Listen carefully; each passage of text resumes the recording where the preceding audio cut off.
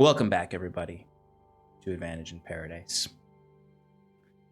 We're going to jump into our recap now.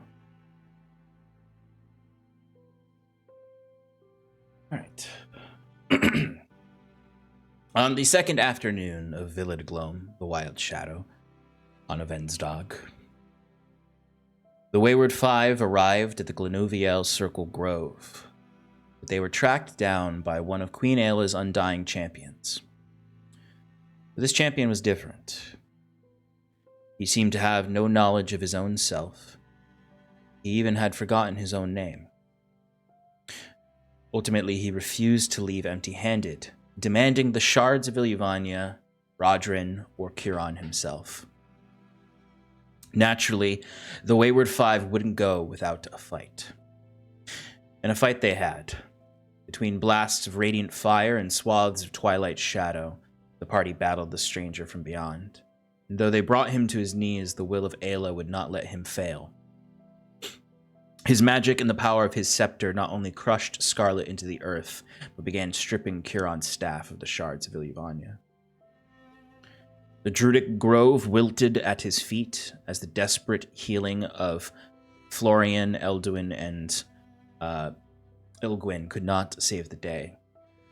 The beguiling ghosts of the Undying Court turned our allies' weapons against each other, and the stranger's radiant fire blistered across them all.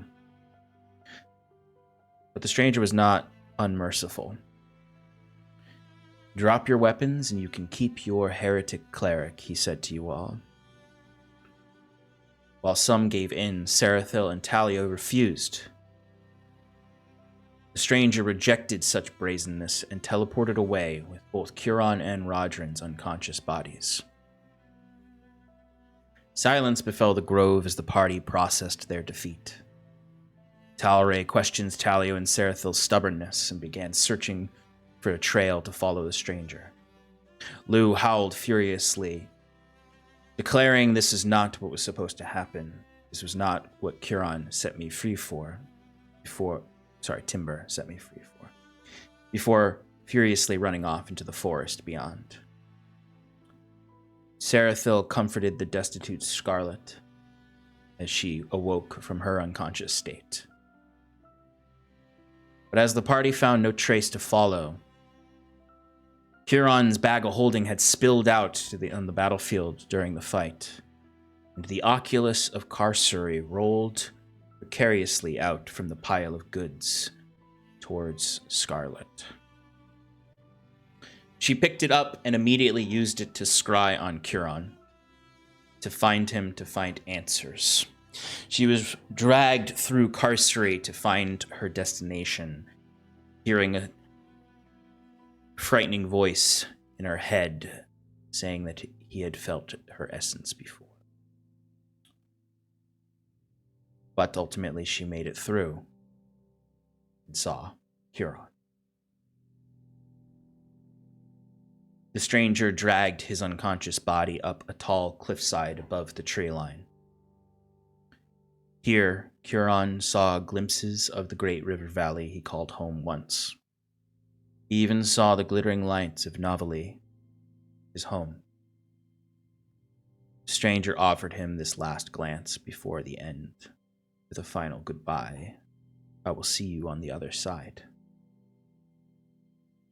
Which Kiran returned, calling what he believed was the stranger's name, Varys Moonbound. Then his scepter came crashing down, denting in Kiran's armor and snuffing out his last light. And as those last breaths left Kiran's body, the stranger extracted the 2 shards of Ilyvania from his staff, throwing the stick away to the dirt below. But Scarlet saw no more after that, as the scry spell faded with Kiran's life. Devastated, she began crying out about the failure of the Wayward Five in their cause to aid Kiran's mission. Sarathil tried to steady her, but he himself was overwhelmed with the consequences of this failure. A 1,000-year-long mission. millennia of waiting.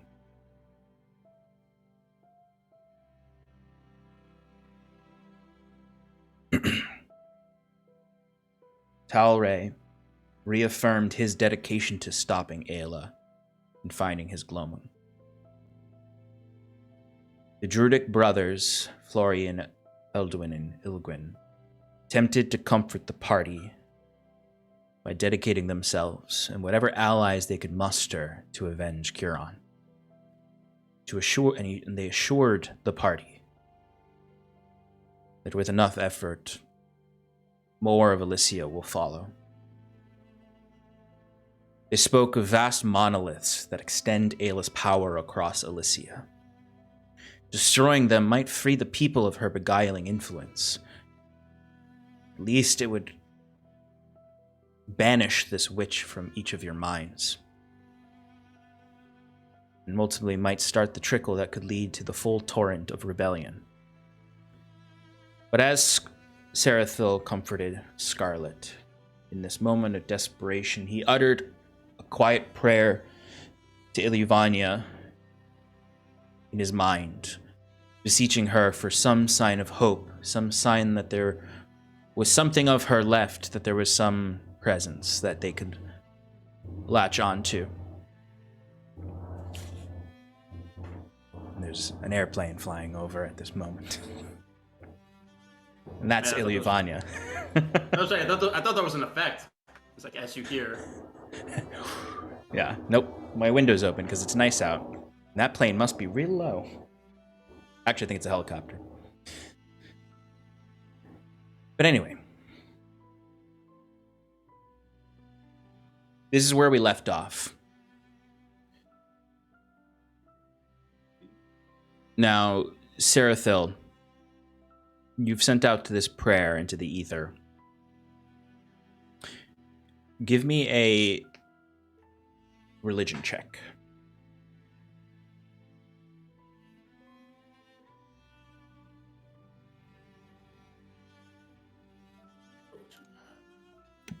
This is to see if you've been saying your Hail Marys and our fathers. Exactly. Thanks. 21. 21, okay.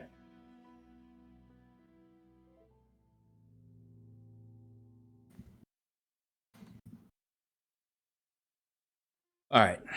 So, you've said the words, and while Scarlet has sank into your arms and is weeping, you kind of look up to the shattered moon above, sending your prayer out into that ether.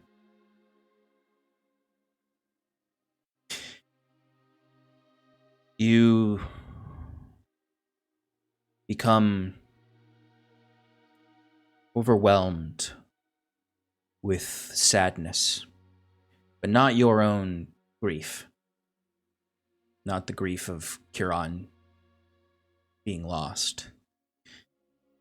No, this is an emanation coming from the moon. And you can feel that emanation of sadness and pain extend to every inch of life around you, and soil and rock and tree. That celestial and fey magic that you've been observing throughout all cries with the same wound.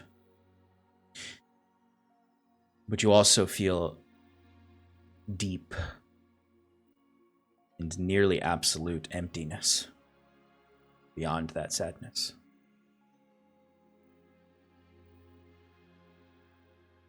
Your thoughts are your own until they're interrupted by the loud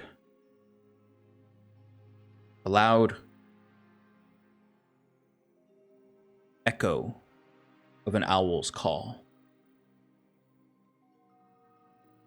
Your eyes would be drawn across the grove to the trees, where an owl rests. Black feathers. Big eyes that look like they're made of stars behind the lenses. and it's looking directly at you.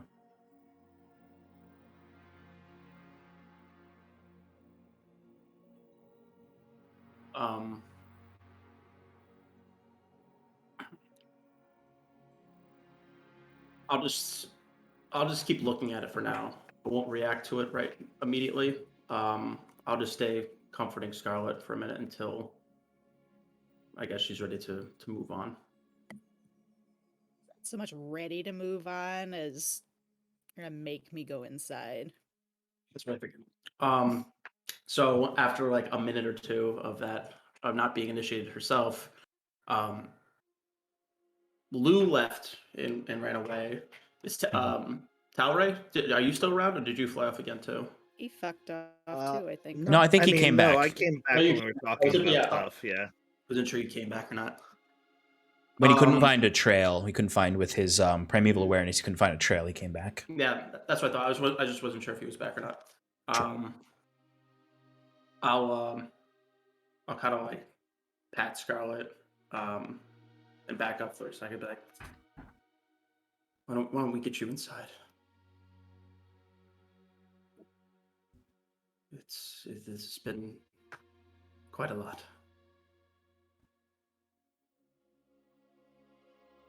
I don't care. Whatever. And just kind of let myself be steered inside.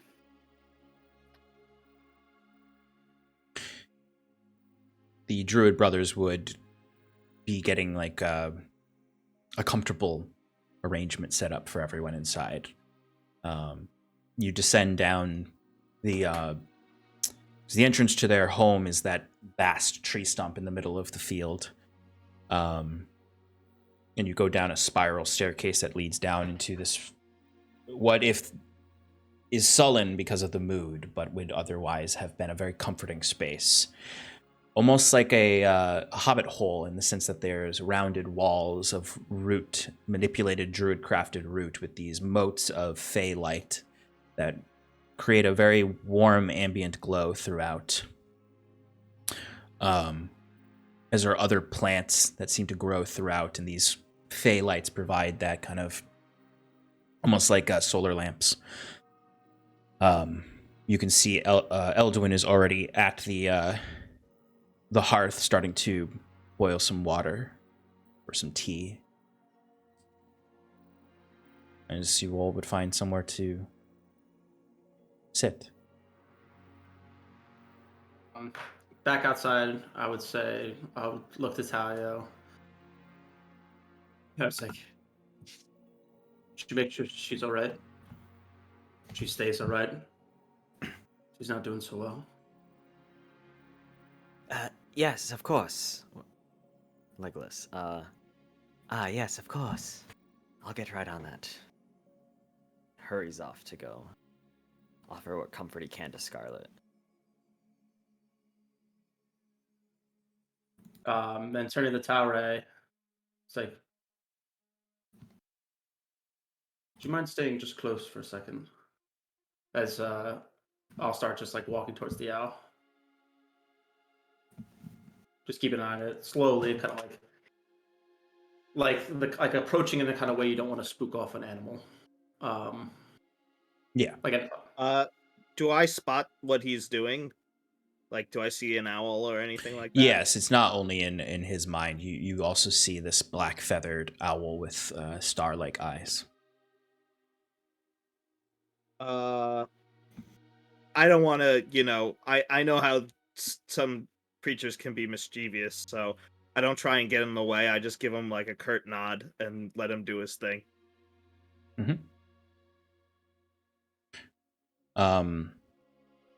So as you approach the owl slowly, Sarathil, it doesn't seem to react any way a normal creature of the forest would. It doesn't flee, it doesn't get spooked, it doesn't get nervous. It just maintains eye contact with you, occasionally letting out a hoot and maybe at most turning its head like this as you get closer, cocking it to the sides.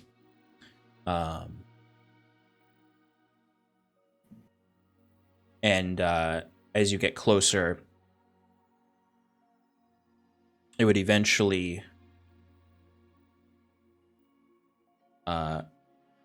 begin to flap its wings as if it's going to fly off. When it starts doing that, I'll stop. Okay. And then no reaction after that. No, it just seems to be watching you. Then in that case, however close I am after it flaps its wings, I'll kind of just probably just take a seat on the grass, like kind of like pretzel style, and then just kind of like just watch it or just study it. And I would initially whisper,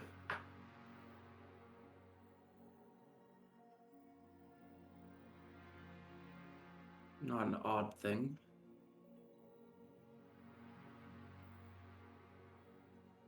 What is it you want? And from there, I'll just kind of just sit back and forth, just like looking back at it. Yeah. Just observing. As you say this and sit down and kind of take this position, the owl would flap its wings and then jump off the branch and glide down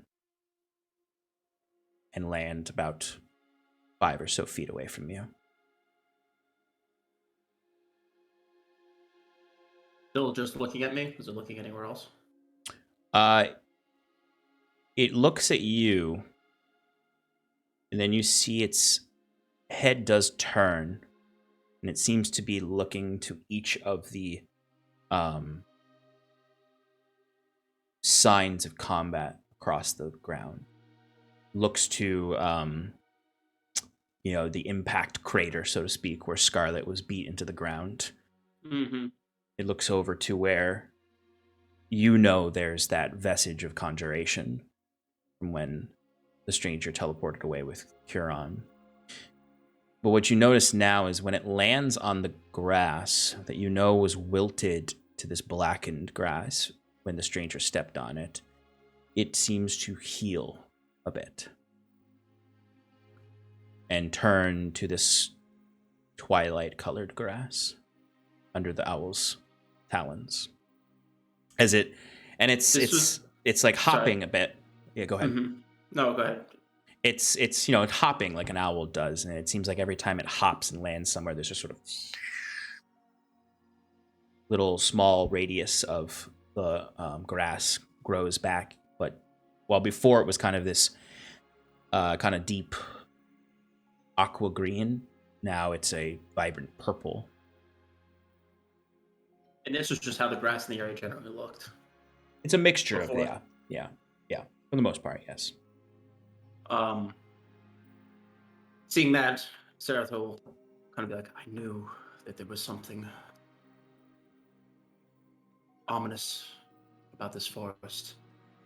It's something that's quite off. I wasn't sure if it was the Fae Keepers here, or not the Fae Keepers, if it was the druids that lived here. The reason everything emanates so Fae-like. When you say the druids, you see the owl does kind of like, in that way owls do to like clean out their feathers, shakes its head wildly. Mm-hmm.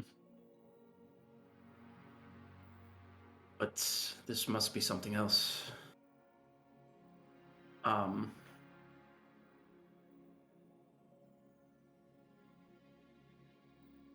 Is there any other life around me besides just like grass or anything that like was radiating Fae, like a flower or something? Oh yeah, well yeah, Talray completely radiates Fae, but well, besides him, obviously. Yeah, I know. No, there's plenty of vegetation in this druid grove. So there's flowers, there's brambles, there's trees, there's some of the balefanes are still kind of milling about. There's plenty. Pick up Go ahead. I'd like pluck a flower and kind of just slowly just like reach out and just like have my hand out, kind of just like gesturing to see if like it pecks it or touches it or anything. Or maybe it does. I'll lay it on the ground in front of it. And see what happens. Okay. So as you're reaching to lay it down, Faster than you can react, it kind of beats its wings and flutters forward to peck at the flower and to grab it from your hands. And it does almost, it's seemingly intentional. It does kind of bite at it gets your finger in its beak.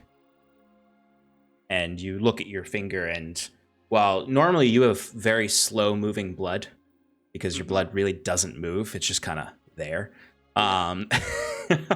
You see your hand for a moment, like warmth comes back to it, and then you see blood trickle out as if being pumped by veins, and the blood is dark, it's black, almost like the night sky. I'll recoil and just be interested by it a second. And does the warmth leave? I guess the further like take it back. Yeah, the warmth leaves relatively quickly, and the bleeding stops. I'll hold it for a second in my own hand, and I'll kind of just like slowly, like put my hand out again, seeing if the closer I get to the owl, I feel that warmth again, turning to my veins. You do.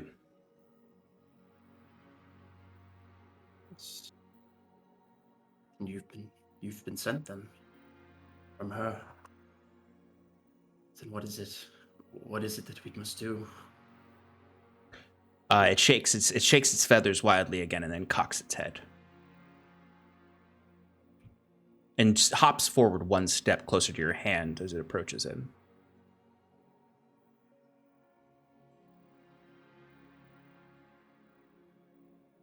Sean? Yeah. What I'm assuming they're speaking common? Yeah. Just good common. Yeah, it's... I'm gonna I don't slowly approach, but I, whisper, get as close as I can without trying to spook the creature, and, carefully say into his ears, "Oh, I don't know what that thing is, but seems to leak off Fey energy. If you want, I could try and communicate." The owl's leaking off Fey energy? No. The owl is not leaking off Fey energy. The owl is. I mean, if you were just to look at the owl, you would probably just visually think it might be Fey oriented. Yeah, I'm just guessing because I see it growing flowers and stuff. Yeah, fair enough. Yeah. Just from observation, maybe, but you're not getting strong Fey wild vibes from it. Actually, Mike, give me a quick Arcana check just to see what vibes you are getting off. Sure. Oh, Jesus. Wait, I have knowledge of the past, or whatever it's called. Knowledge from a past life. I rolled a 1, so I'm going to roll again. That's better. 27. Oh, okay. There's no Fey energy necessarily, and no celestial energy. There's just something. It's almost a void when you first look at it. But you realize it's not a void. It's just that you don't know what it is. It's almost illusory. For a second you think it's illusion magic. But with your experience of studying religious texts in your old life and your experience slumbering and sort of inundating yourself in divine energy, this is nothing you've read about. Have I seen anything like this? Maybe in transdimensional travel or something like that? I'm looking for survival, has there ever been a creature that I discovered that had similar vibes? If you wanted to, you could do an Arcana check or you could do a survival check. It's up to you and what you want to. If you're looking for, if you've ever encountered something that you've in your adventuring and your survival kind of side of things, then I would say go for survival. But if you're just thinking Yeah. like magic and cosmic stuff, you could do Arcana or Religion. I'm not really good at those other things. So You could also let's do go with- Nature, I would say, given that you're kind of like tied to the cosmic nature of gloaming. Yeah, still not good at those things. Okay. So I'm like not really looking for, details about the creature because I know I won't know anything. yeah, But yeah. I'm looking for like, if there was any like just survival instincts, what I would, immediately think about this creature. Like, would it be immediately threatening to me, or would it be something that was like? I would say you don't even need to do a roll. I would say that you'd know what you know. And what you know is that it's hard to tell because in your adventures, creatures who are magical in nature but seem aloof are typically dangerous because they're usually some kind of trickster, or just like independent agents is probably like sometimes where it's just sort of like they don't have allegiances often when they're aloof and have powers they don't seem to themselves kind of like consciously use. So like you might be hesitant to this creature. So far though, as far as its behavior goes, it doesn't seem very threatening, but it is something that is clearly powerful in the magic it's using. And it's always a little disconcerting when something is that powerful and is expressing aloofness. Well, I mean, I'm not sure what this thing is, but my best guess is it's some sort of maybe a familiar for a dragon or some other powerful being. It seems a lot too calm to be, it's almost like it's flaunting its power at us. Does the owl respond at all to that? It's focused on you.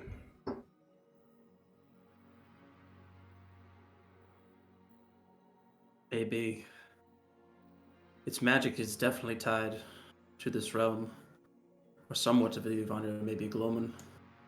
I felt it before. This whole area is reeking of Fey magic, which I'm assuming must be the tainted nature of Iluvania, what she's done to this realm. Looking back to the owl, is that somewhat correct? And cocks its head. Regardless, it is powerful.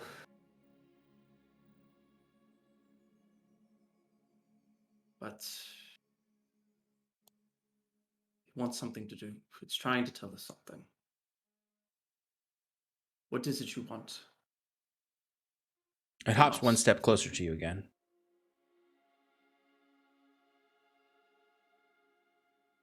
I'll slowly maybe reach out my arm if it wanted to hop onto my arm.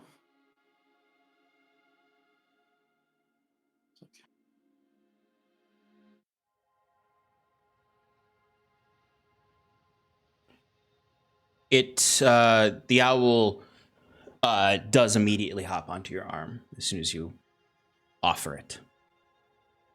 And its talons dig into your arm. Painfully. And you feel your arm, you feel warmth on your arm that at first is the same warmth of your hand. But then you realize you're also feeling the warmth of your own blood bleeding out of your arm. Hmm. Is my hand like what? Aside from just the warmth, now that it's latched onto my hand, if I take a look at it, does it look more like alive as opposed to like how it looked before? Yeah, it does. But as you're looking at your arm, it almost feels like for a moment you're focusing on it, and the owl's talons seem to disappear, and the owl seems to disappear, and you look up, and there's sort of this almost like a loud droning sound as you look up, and there's just shadow all around you,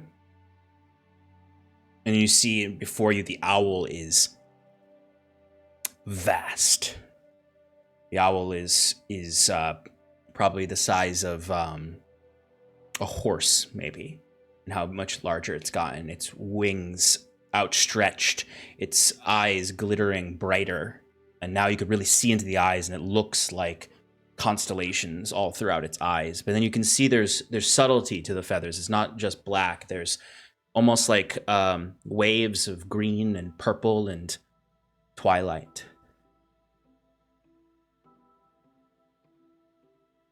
As you can feel that this owl is akin to the magic that sustains you. You can feel a sense of confusion from it.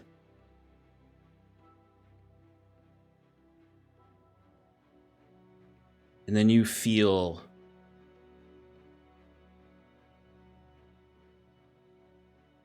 strangely, you can feel timber. And the essence of timber far in the woods, locked within Lou. And the shadow around this owl vanishes to a twilight, a dusk. And you're not in Elysia anymore. You're on the top of a mountain, looking across a gorge to another peak of the mountain, covered in lights. Just me? Or towering? It's just too? you. Sorry. Ugh. It's just you. I'm on top of a mountain, looking at a gorge, looking at other people before me.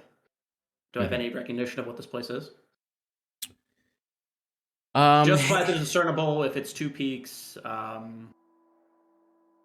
if it's give me a quick history check. 26. If not, it's fine. I'm just curious if it's like a landmark in the corporeal world. The most distinct feature is that the lights of this mountaintop settlement are purple.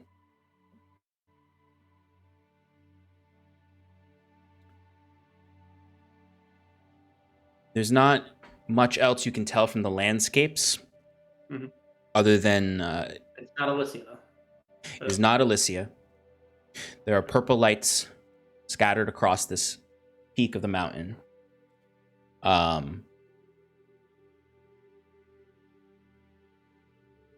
And the one thing that you can see is rising above from behind the mountain is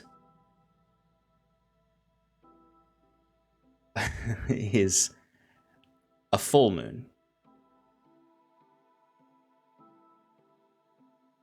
Almost like as if the shattered moon was fully healed of its wounds. And then it almost... Go ahead. No, you go ahead. Oh, go ahead. You go ahead. I said, do I see, I look around, do I see the owl? No. Okay, well then go on what you were going to say. Okay. It's quite beautiful. Once again, there's just that void-like presence, that illusory in-between energy that emanates this whole mountain. And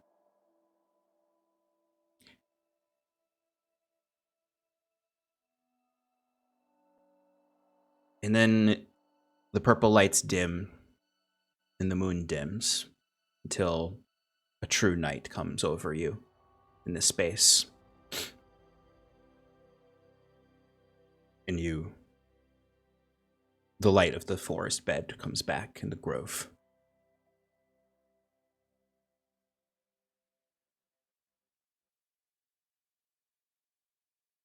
And the owl flies away.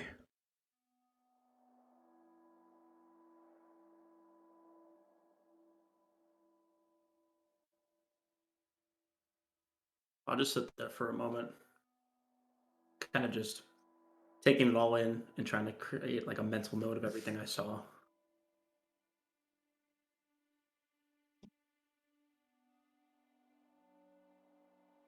showed me something. A place I'd never been to before. I don't know what it quite means. It was a mountain. It was atop a mountain and across a village gleaming with purple lights and a full moon. Is that anywhere you've heard of before? Turning to Taure.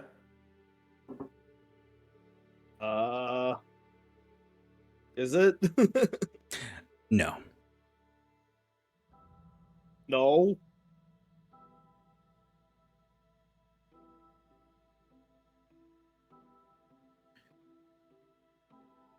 Far off in the woods,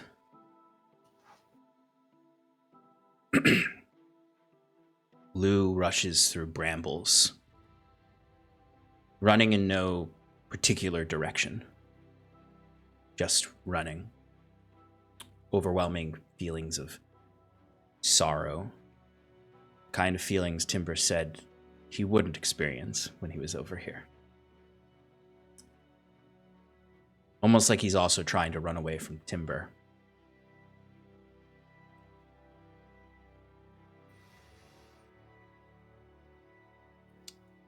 Is there any question, Sean? Timber doesn't know the situation unless Lou tells him. I would leave that up to you, because I know I would leave that up to you whether or not Timber would have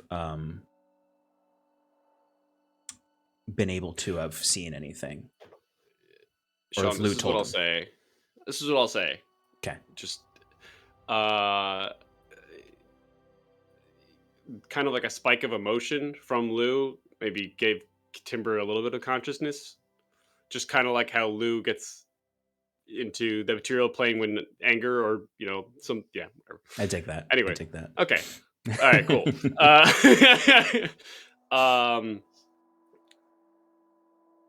So because of that, Timber might try to take control over the body or like try to get into Lou's head a little bit. Yeah, absolutely. I think Lou would instinctually resist, but he's not like, at first he might like stop his galloping through the forest in a small glade and start to like shake his head and just like claw swipe trees down. And if there's any animals, he's going to murder them immediately. And he's just scraping bark off of trees, knocking small saplings down. As he's just shaking his head, and I imagine it's like almost like he starts to circle in the middle of this glade, and as he's shaking his head, like you can kind of see, the fur shifts a little bit, and Timber, you start to gain more and more control. And Lou kind of starts to calm down a little bit, though he's overwhelmed with his feelings.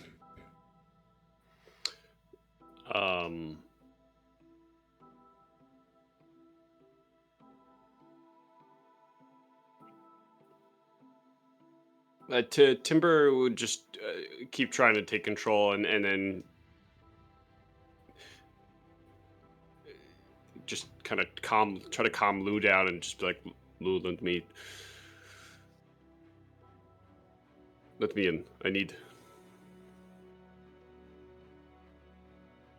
It's not right. It's not right. This world is a prison. This place is just as bad. Poisoned. Right, but if Kiran has shown us anything, it's that we have the tools in the material plane to fix it. At least the material plane for now. So let's go back to the party.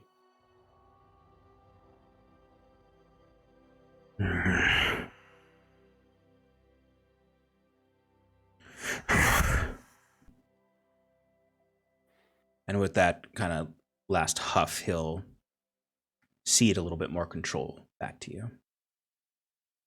And it seems like he's offering, if you wanted to take back form. Do not worry. You can control this vessel once again. Soon. You feel a sense of calmness coming over Lou as he accepts your message and seems to very willingly resign back into the dream. To give you control again of the vessel. Okay. Well, I take it. And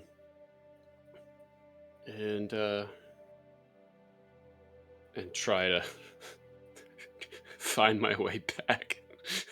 Backtracking through all of the massacre that Lou has made. As you begin to do that, you would hear some fluttering of wings as the same black owl would land on a branch ahead of you as you're kind of examining for Lou's tracks. Timber is also very saddened by the situation, so he'll have like a tear coming down his face after having full control, and he'll see the owl.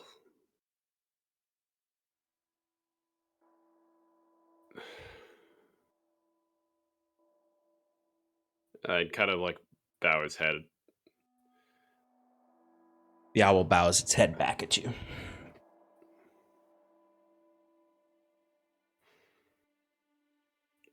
What do you want me to do?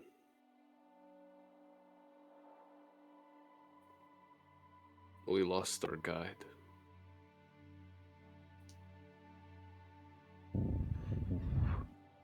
The owl sort of hops up and flies towards you. And you can see the owl goes through your chest and kind of vanishes into the smoke. That same shadow magic that you use. And you kind of twist and turn around, almost like the owl pushed you around. And then you see it lands on another branch. You can see it cocks its own head in confusion. And then it kind of corporealizes itself into that shadow that you've known it to take its form before when it's tested you. Wait. The shadow of myself? Okay, sorry. Is this another trial? You see it nods its head, and then you see there's a little light that forms in its chest, a little small sliver of light that looks like the shards of Iluvania that Kiron had. And then you see it turns away from you and walks deeper into the forest. Wait! Come back! And Timber's gonna run after it. Or walk after it. Yeah, and you see as it's kind of stepping, when you get close to it, it turns to smoke into the owl and flies ahead of you and turns back into a mirror of you.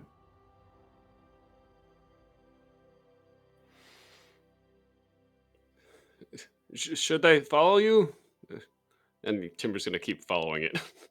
Yeah, and as per usual, he's not very, he's probably more cryptic than Iluvania. Are you saying that we have the shards in ourselves? It was the friends you made along the way. The true shards all along. What do you want? It's almost frustrating how far he's taking you. Almost, and he stops every now and then, and almost just, you'll see he just sits there and watches you, testing your patience. Sean, how, I say I wasn't here last week, so I don't know how much damage Lou or the vessel has taken. I think you actually took quite a bit, actually. Okay. Shannon should know. She was the one who Currently at 44. Thank you. My Okay. notes. Okay, yeah, Appreciate it. perfect. So Uh, for Lou, that's a third of his health, or for Yeah. we'll calculate it to whatever Timber's health would be. Okay. So I'll gauge it as such. Still able to keep up, probably, but Mhm. panting. Definitely more so. He's taken you miles.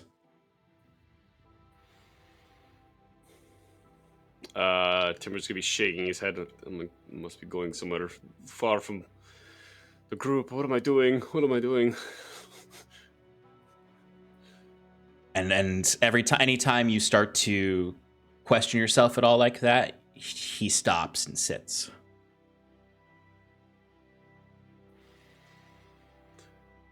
I put my faith in you. I have my entire life.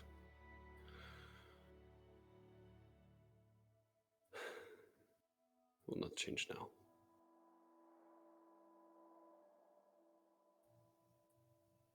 Stands up.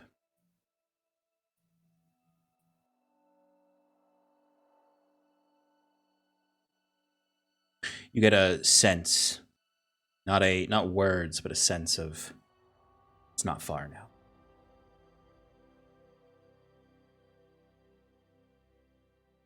He turns again and walks. The land is becoming more harsh. You're not running through forest bed anymore. You're moving up cliffside.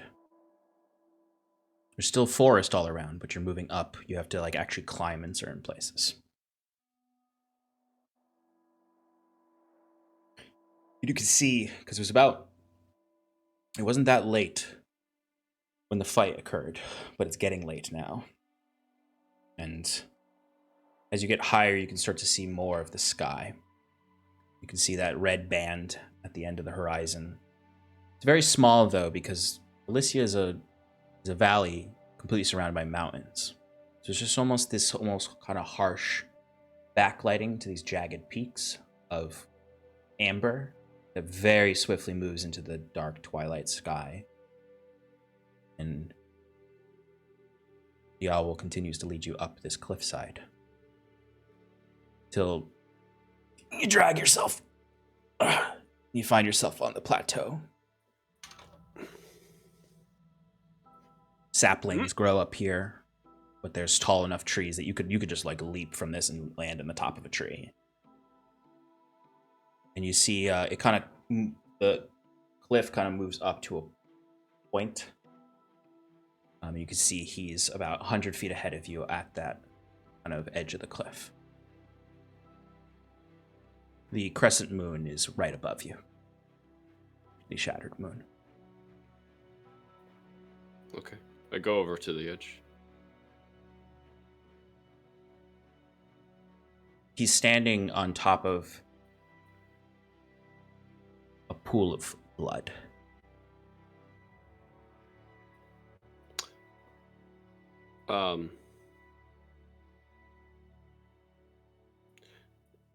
Timber's gonna whisper to in his head, Lou, you gotta help me out here.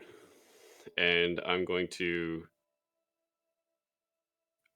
taste some of it and ask Lou, whose blood is this?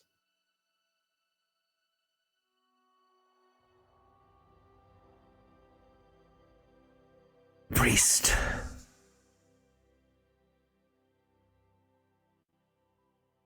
I've tasted this essence before.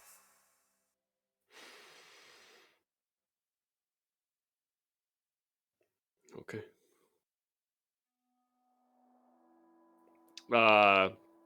Just gonna do a general scan to see if there's any body nearby. No. Okay. Astraeus kind of takes a few hops back as an owl again. And then flaps his wings and is now hovering just off the cliff and moving back. Okay. And put on my boots of levitation and try, and try to follow him.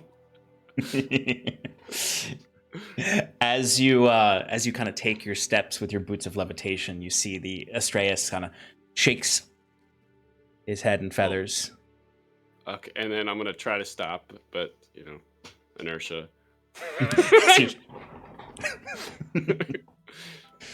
Control myself using a movable rod. Yeah. Astraeus flies towards you again, and that shadow envelops you again. And as the smoke clears, you look and you're disoriented, and then you feel wind, and then you look and you see you're falling.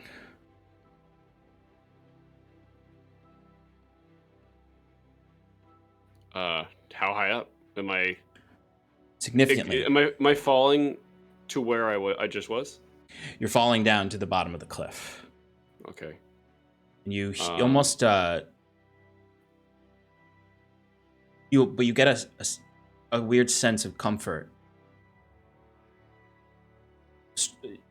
He seems to be trying to send a message to you of let it happen. Okay.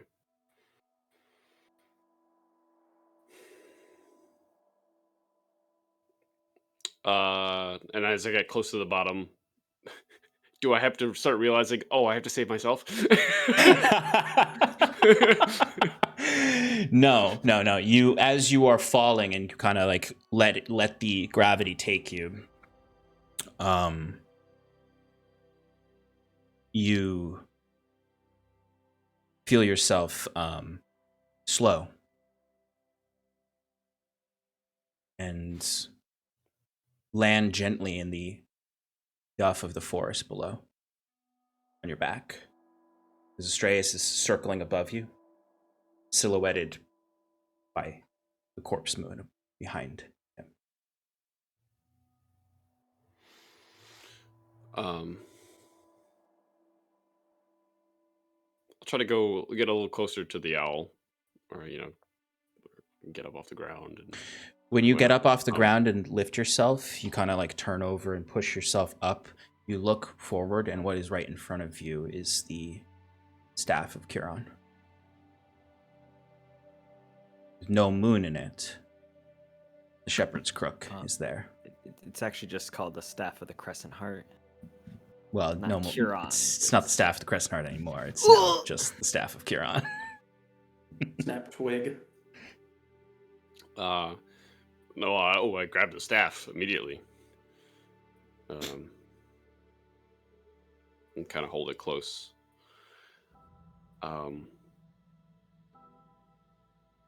Looking up at Astraeus. So you had me live the way he went. Where is his body now? Astraeus is circling above and then kind of dives down towards you. And then as you're holding the shepherd's crook, lands right on top of it.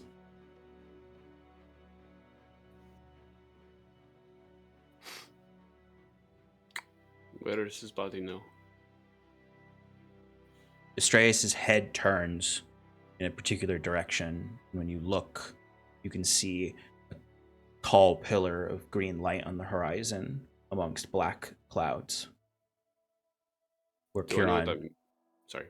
Yeah, Kiron pointed out when you guys first arrived that this is Therismore, the seat of Queen Ayla.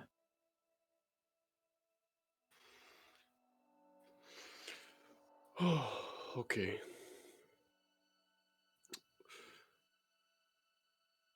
If you... A part of you was in Kiron. Is that correct? How else were you able to see his death? He cocks his head.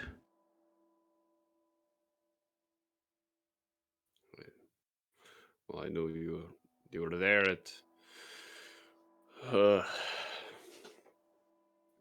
Us first getting the shards and the beastlands. Not the beastlands, sorry. Oh my god. Ghost of Ruination. Ghost of Ruination. I was like, ruin. I honestly forgot about what it was called for a second, too.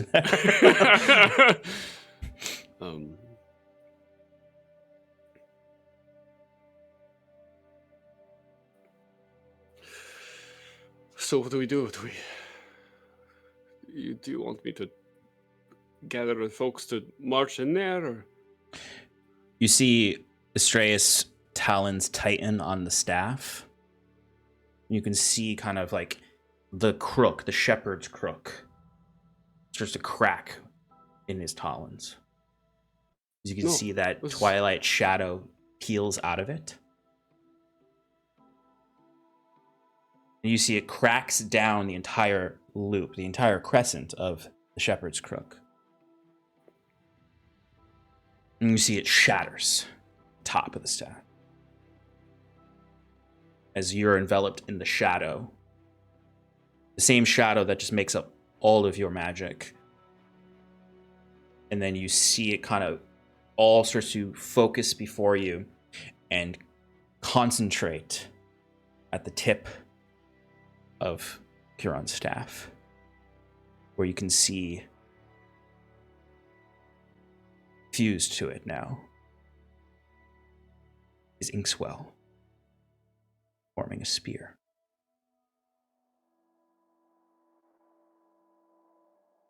Oh. That's... Oh. Am I to use this on Queen Ayla? You see Estraius is now in the smoke. Estraius is now like 40 feet away from you in a branch. And the sun is fully set now, and twilight has fully taken over. As you can see, Estraius is now that horse-sized owl that Sarathil saw, with the auroras in his wings and the eyes full constellations. And the way that when you look at an owl's face, sometimes they look ferocious and menacing. You are filled with a sense of vengeance.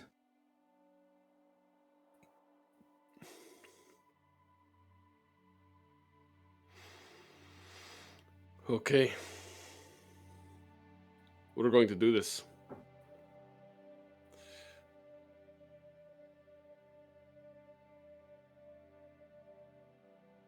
Even though you're cryptic.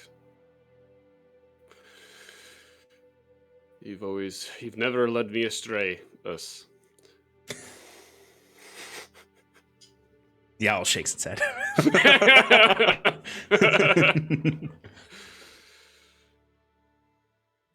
Let me go gather the others. Is that all you wish to show me?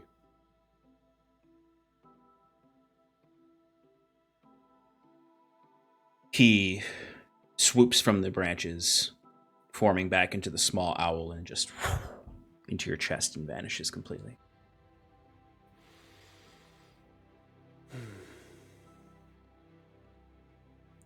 Timber will just like sit there overwhelmed with like what was just said, not said, shown, and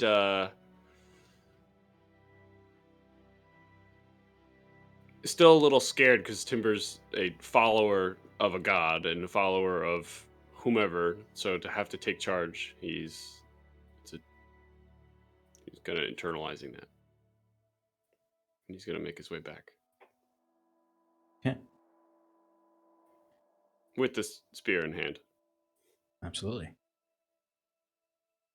Which I will have an item for you next week. Woo!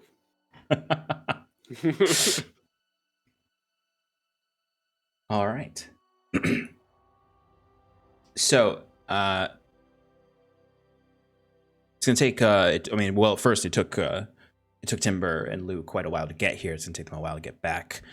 So you all are going to have some time alone back there if there's anything you want to do with the remainder of the evening, other than fall apart, of course. But for now, we are going to take a break, and then we'll come back and jump into the rest of the session, folks.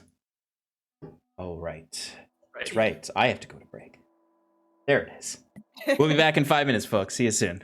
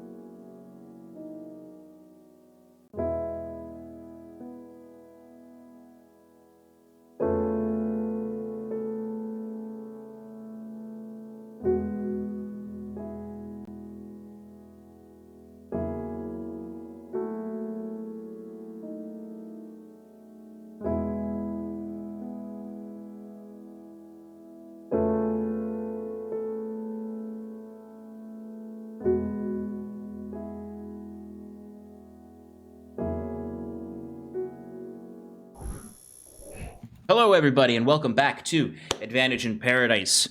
Our allies here, our Wayward Five, are grieving the loss of their dear friend and de facto leader, Curon, in their own unique ways.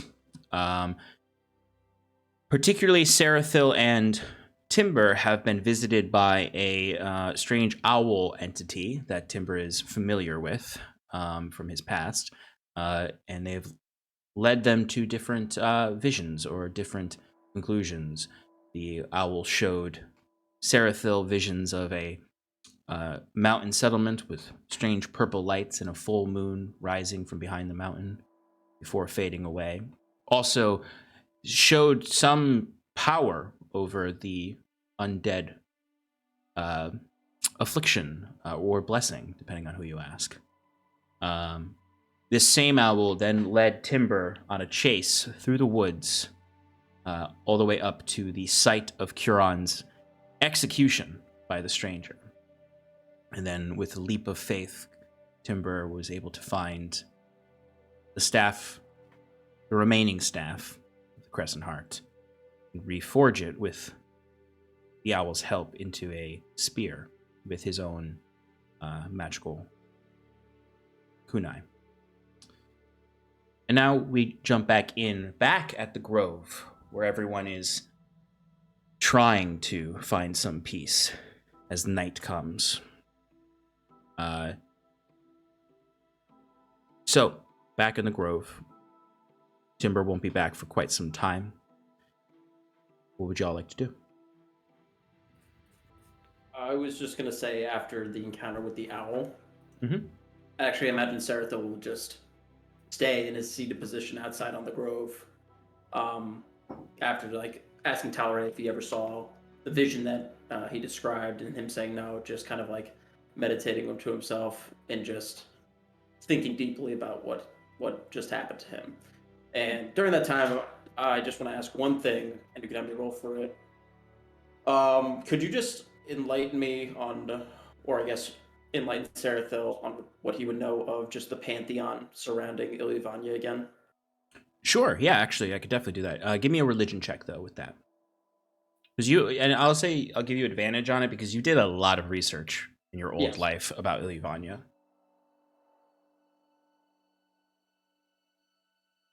19 or 19? 19. 19? Okay. So some of the basics that you would definitely know is that the Elysians came from across the sea from the Shattered Continent when it shattered. The stories say that Ilyvania guided Ayla and her ships across the sea to Gwenvalier. You obviously know that the ships were split up, and that's the origin story of the Gwen versus the Elysians and where they settled.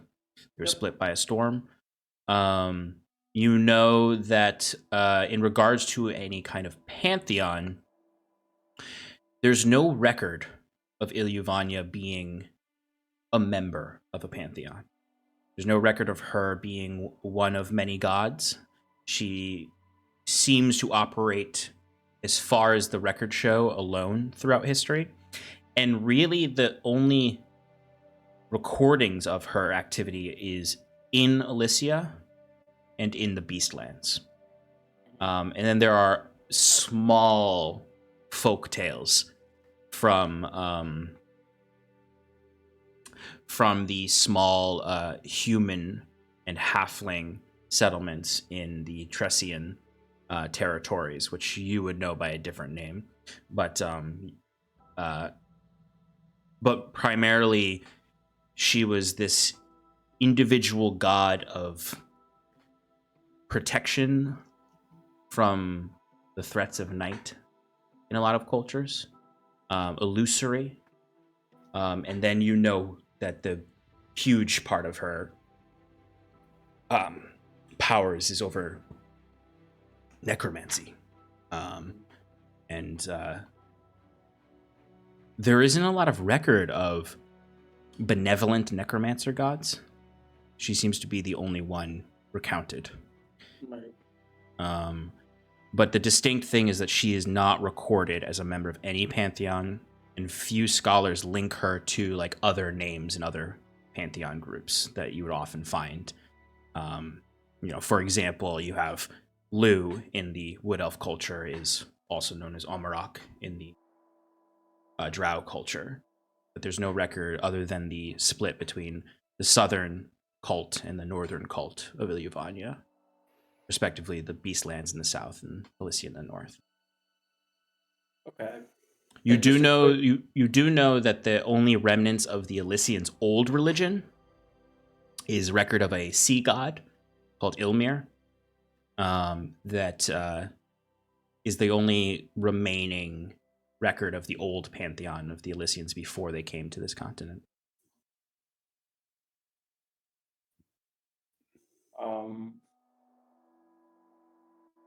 The only other thing I would just like add is it known like where Yvonne or speculated where she draws her power from? Obviously, it's not the Fae. Is there another entity or plane, or is that a mystery? So the Elysians assumed that there was a spectral plane of existence that was essentially like a perfect copy of like the idyllic Elysia. Outside scholars argue that this is state propaganda, if you will, about it. Especially when you consider that there is at least the record of one and maybe two other cults of Ilyuvania outside of the Elysian Vale. But even to some of the most devout priests, even to Curon, like what her realm was and where she draws power has been a mystery and oft discussed, but never any kind of substantial evidence has come to say, oh, her plane is called X and it is a manifestation of Y, and she draws her power from that concept. As opposed to other gods, that it's usually pretty clear in the records. Alrighty. It's resulted in some people thinking that she's a newer deity, others thinking that she's older than all the pantheons. There's a million theories out there. Right. Okay. And then, this will essentially like go into his long rest because that's what he does is just meditates. So he's just going to sit there and contemplate. I might interrupt that meditation at some That's point. fine. Yeah. I just like, gently tap on your shoulder. Yes. Sorry. Yeah. I was trying not to interrupt you, but you were taking quite a long time, and it's getting late, so I just wanted to talk to you about something, if that's okay. Of course. Lots has happened the past day. It hasn't been easy on any of us. What is it? Well, I have an ability I haven't really told everyone about yet. Huron knew, but since he's, not around, I figure somebody else should know. I was given a gift that allows me to contact other planes, seek guidance from my draconic ancestors. It is kind of dangerous. Every time that I do it, there's a off chance that I lose, I can go crazy and, start speaking gibberish if I fail. But it's been a guiding light for me in the past, just trying to find out where I'm supposed to be. And I think it's a good time for me to give it another try. That's quite a great power bestowed upon you. Is it always an individual that you're trying to contract, or just Yeah, I need to know. is it Glowmoon himself? It's a little complicated. I mean, I can. It's really like I reach out for something, and I'm not really sure where it comes from, but I can tell when it arrives and what it is. If I want to speak to Glowman, I might be talking to the Glowman that I know. I might be talking to a Glowman from another plane or something strange like that. I don't really understand how it works. I think there's supposed to be some sort of dimensional, power that he has that I've tried contacting other dragons before, and that sometimes works. Well, if you think it would help, I mean, we can use all the guidance that we can right now. And anything that you're inquiring, please, if there's anything you can ask about the encounter I just had here. I'm wrapping my brain around it. I can't seem to quite understand what it was. But It's magic. not really the top priority, but I'll put it on the list. Very well. You seek your answers, and I will try to resolve mine. And I can close his eyes. Okay. I step away and let him meditate and try and do my ritual and, fail, as we've seen from last week. But, Yes, we have preemptively rolled it, so yes. So, I imagine as you're meditating out there and Talray performs his ritual and is overwhelmed by the cosmic messaging arriving to him from infinite gloamings across the multiverse. Down below, Scarlet, you are in the kind of quaint kitchen, Druid Brothers. Elduin is kind of like, it's kind of like this. You can cut the tension in the room with a knife. It's super awkward. You see Ilgwyn is kind of like sitting in the corner, kind of like, I don't know how to deal with this. Florian's nowhere to be found because he's Florian. I 100% I'm not eating. I'm just kind of I'm down to 3 health from the fights, but I'm still just kind of pushing people away if they try to offer first aid, and not eating anything, and kind of just in shock right now. You see Elduin is across from you at the hearth. It's actually a lot, despite the fact that they are druids, it's actually like a stove, like a furnace stove that he clearly made himself as he demonstrated his blacksmithing abilities earlier. And he's making some kind of tea, some kind of herbal tea. You see him throwing a lot of different ingredients in there. Equivalent to in real life, like a chai tea. Chai. He's throwing cardamom, star anise, a bunch of cinnamon, a bunch of different things in there. Also some fantasy stuff. And doesn't fantasy chai. He's making fantasy chai, but you also would see he's throwing good berries in there.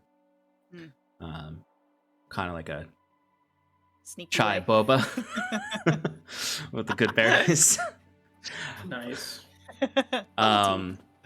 But he is intentionally putting the good berries in there because he knows you're not going to eat. I didn't drink the tea either. He's gonna get you to drink it. But that's what he thinks. He is making awkward small talk the whole time though, and he's just sort of like one-word answers. You're a smith, right? Yes. He slaps the side of the furnace stove and burns his hand a little bit. Made this myself. Took a couple months, but the hard work was worth it.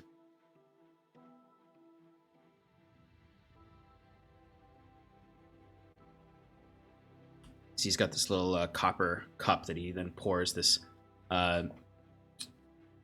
slightly blue milk into the fantasy try. And he kind of looks at you and cocks his head. It's not the same, but as the yak milks of the river clerics drink, but it's it's Balefane milk. It's very vegetal. I don't want any, thank you. Oh, no. You need to warm your spirit. Just to produce flame. That's not going to do it.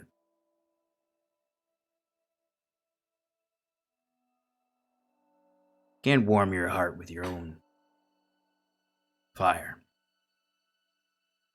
I don't You think need your it'll be companions. I don't think it'll ever be warm again. Well, one sip of this tea. You'll be warm. No, thank you. I'll pour you a cup anyway. Talio comes down at this point because he was supposed to come check in on Scarlet. And he was definitely sitting at the top of the stairs, like just kind of like playing with his like fingers, not really eavesdropping, not wanting to go down. Yeah. To confront the brooding rogue. Mhm. But at this sound of like she's not drinking or anything, and she not doing any of that, he finally steels himself and he briskly marches down the stairs. And if what's his name, the druid, Eldwin?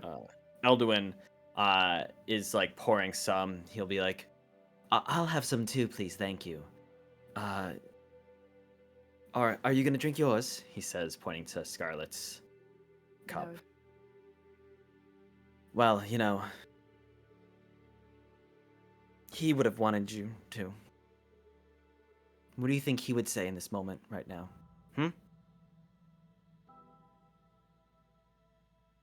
Is this how you're going to honor him? He just died. He wasn't much for waiting around either, was he? Something we shared.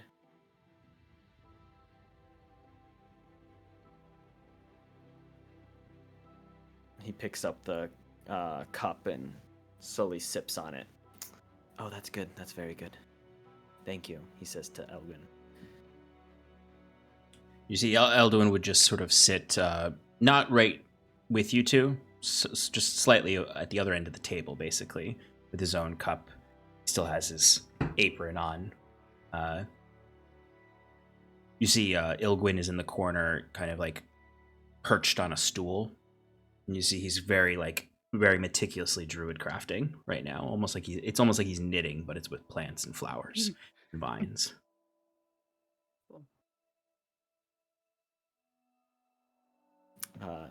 So he takes a long draw, thanks, and goes, how long did you know, Kieran? Almost a year. You're lucky. There are people out there who will never know his light now. I And am that's not our in the job. mood for a lecture. I don't intend to lecture. I don't even know if I could do justice to the lectures Kieran used to give me and his cousin. All the trouble we would get into. Lily Vanya teaches that our light must shine on even after the night. Even after we've left this plane. I can almost see it. Taking another drink. I can almost see him standing over you right now. Telling you to keep his light bright.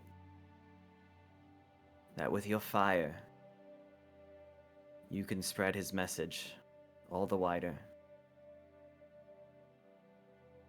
And to just not give in.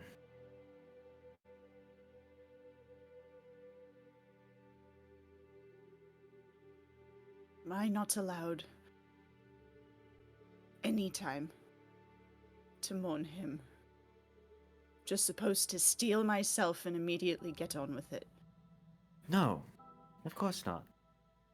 Then stop telling me to get on with it. I think you're misinterpreting what I'm saying here. But that's fair, he says, putting the cup down. If you want to talk more, I'll be I outside. don't. He curtly nods and climbs back up and leaves.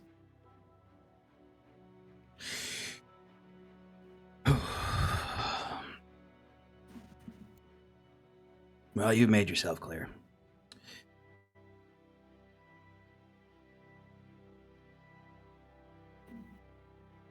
There won't be any of that fire left. You don't drink something or eat something. I'm not telling you to do it. I'm just telling you what's true. Leave this here for you. Take care of myself, thank you. It sounds like you can't. It looks like you can't. All I see in front of me is someone letting themselves fall apart. You know what? You're right. It's only been a couple hours. Fall apart. For tonight. Maybe tomorrow. But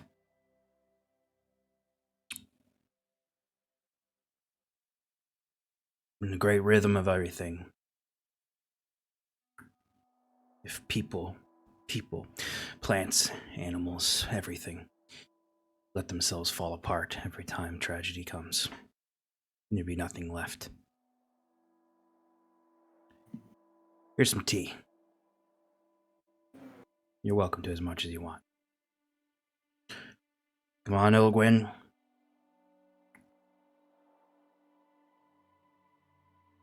Let's go. And you see he kind of walks over and pats his younger little brother on the shoulder, who kind of crawls off the stool and just sort of sheepishly goes over to you and sort of in that gestury way just sort of smiles at you and just slides the whatever he was druid crafting across the table to you. It's just nothing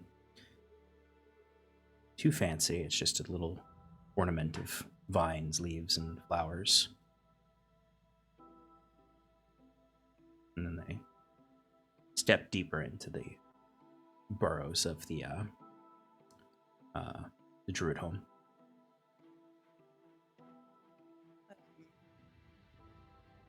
Is there is there a corner in this kitchen that's where I can go I'm not gonna say brood, but that's 100% what I want to say. I'm imagining just lying down on the floor on my back and just staring at the ceiling and just not moving. So a while ago, Shannon, I told you I would make a room with no corners for you to brood in.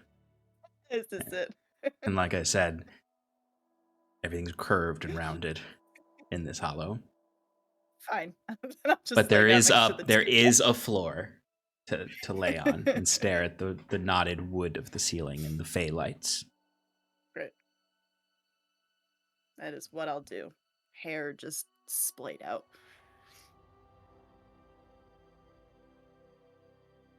Okay. All right. Is there anything else anyone would like to do this evening? Timber, you would arrive, a couple hours later. Everyone would be either asleep or brooding on the floor. Or in a weird, mad state, muttering gibberish by a tree, as Talray is. Eventually, Talray, Florian would come out and be like, "Oh dear, Mhm. what has happened to you?" Salmon Sunday. Fascinating. Timber, you would come back to this, to like Florian just asking Talray questions and Talray just responding absolute gibberish. Timber's just gonna like, I imagine be like far away enough to like not really converse, just like stare off and be like, yeah, no. Not tonight. Not to- The only other person outside here would be Sarathil, who is meditating by in the center of the grove by the entrance to the hollow. Timber would go to Sarathil.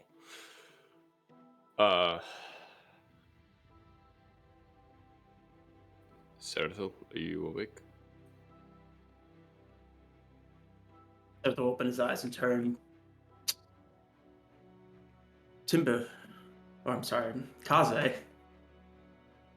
You can call me Timber, or whichever. Sorry. It's okay. No. It's Is that you? Yes. You're back. I let Lou take over for a little while. Yeah. Well, I know he was here, but I'm saying you're back as far as you're in control again. That is correct. I felt everything that happened. Yes. It is a sorrowful evening, to say the least. I had to grieve my own ways too in my travels back. But while I was out there,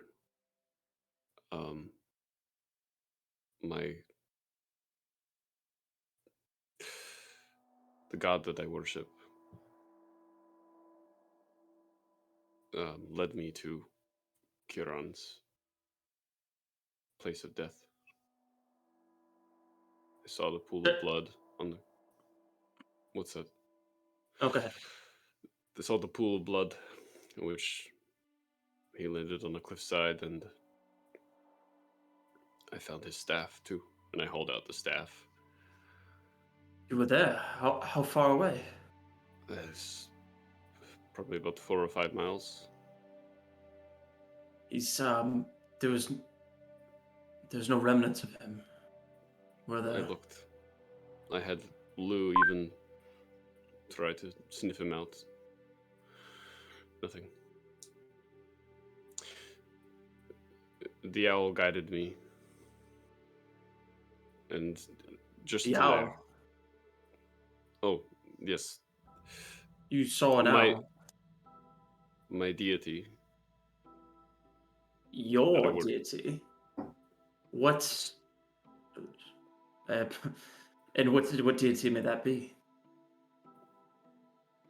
Astreus. Sean, have I heard of Astreus? Never heard of Astreus. Nope. Describe the owl to me. Was it black feathered? Black feathered with twilight eyes. Twinkling with starlight. That would be I saw correct. it approached me as well.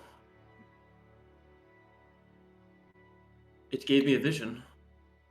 And Just what was now. that? And I was going to ask, because oddly, during the encounter, I felt you. It makes sense now why that was. But the vision that I saw was of it was a mountain peak. I was atop a mountain. And I was staring in the distance at another peak with a small village at the top, emanating purple lights, and a full moon rising behind. That would be the Sok. That is where the worshippers of Astreus reside. That is where I grew up.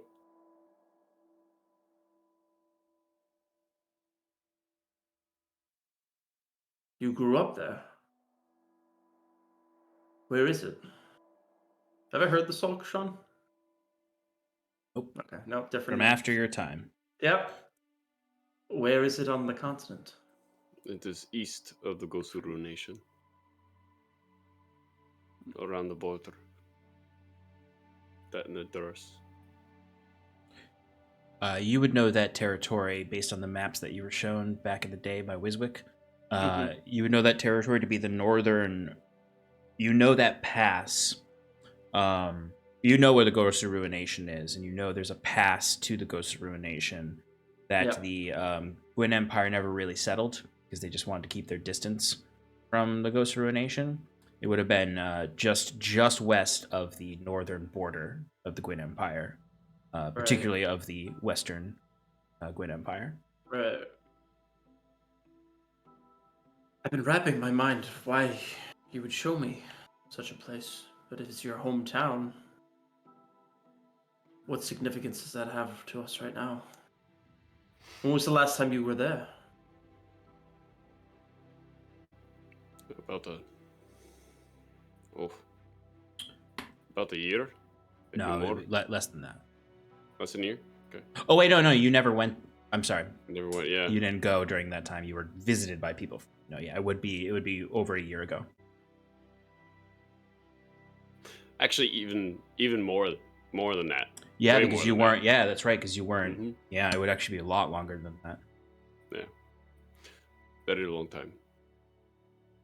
Aside from bringing you to where Kieran was, what was his name again? Osteres? Astreus. Did he lead you to any other information, any guidance of what we should do now? He gave me a sense of vengeance and looked towards where Queen Ayla resides. After giving me this, or making my inkswell, my kunai, melded to Kieran's staff.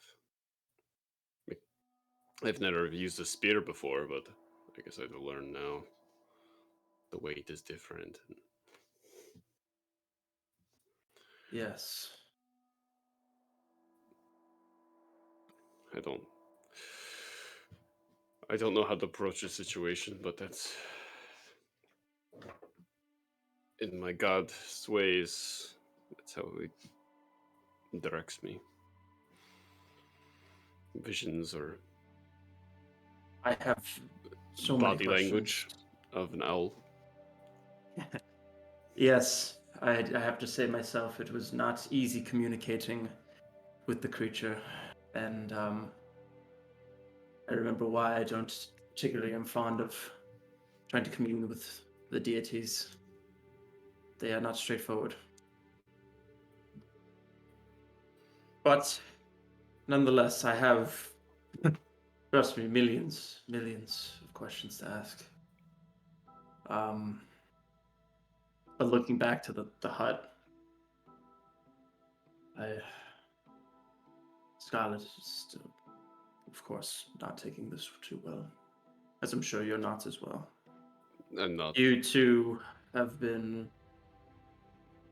together with Kieran for a long time. So, for now, I'll allow you to grieve in whatever way you need. I appreciate that, sir. And I'm sorry.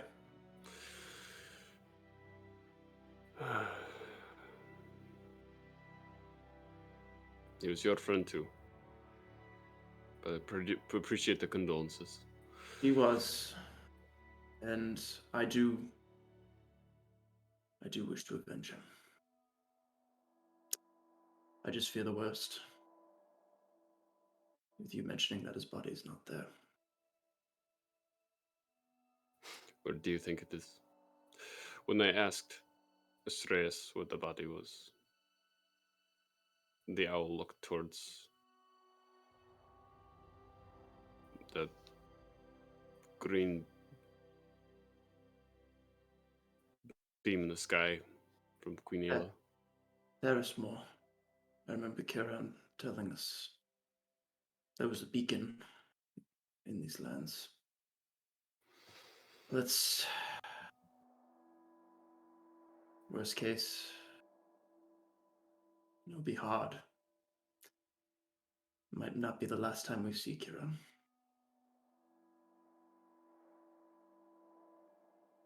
Although it may not be him. I've witnessed this before, so.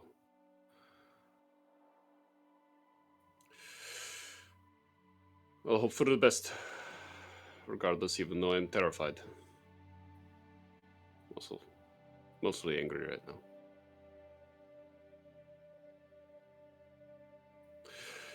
I'm going to go check on Scarlet. Of course. If you need anything, I'll be here too. Appreciate it. And if you have any questions further, do let me know. We could save that for later. Let's try to clear our heads of this mess.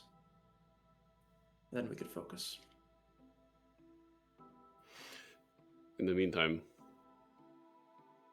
I'm going to drop the staff in front of Sarathil. If you could identify or try to glean any sort of information in front about this spear, if it has any properties that... Yes, actually, this will help me greatly with tonight. As I start, okay, it kind of gets a little giddy, even though it's holding a little sorrowness right now. I will let you know what the weapon does, but this was perfect. If this was touched by your god, the magic that radiates from it, I can get a better understanding of what it is. So we'll start there. All right. And with that, Timber will head inside. Okay.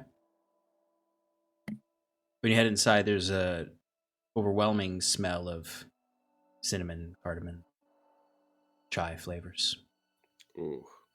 As you would see several cups that were just left out, and I imagine Scarlet hasn't touched any of them. Nope. And you would see Timber when you come down. The way I'm picturing this room with no corners is you come down the stairs and there's like a picnic table almost, like like it looks like, at least that's how I'm picturing it, looks like a picnic table.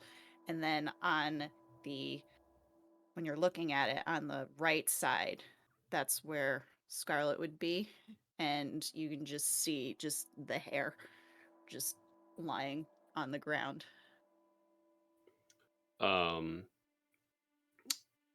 Timber is gonna immediately briskly walk over, and not say anything, but just give Scarlet a hug, just immediately, with the tear coming down his eyes, knowing that Scarlet's a mess, seeing her hair everywhere. Also, Hot mess. Pun not intended. Yeah, I would sit up and just hug you back, just knowing that we're the two OGs. We're all that's left of the OGs.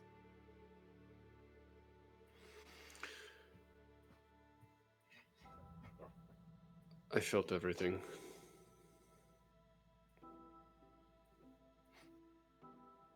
Even though I wasn't there. It was terrible. I watched it happen.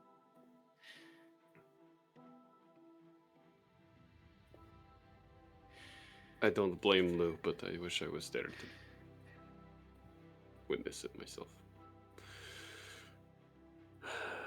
I saw Strays.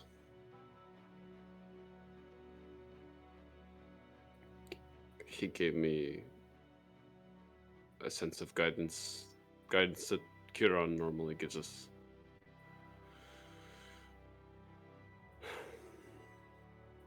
I witnessed the place, or he brought me to the place of Kiran's passing. The pool of blood for cliffside. I saw it. Oh, okay.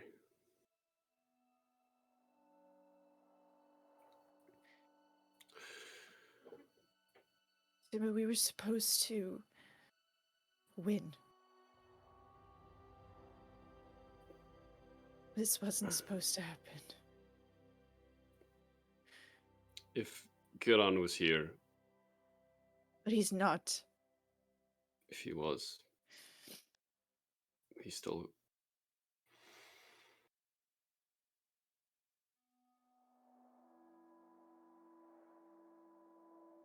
We can't turn back now.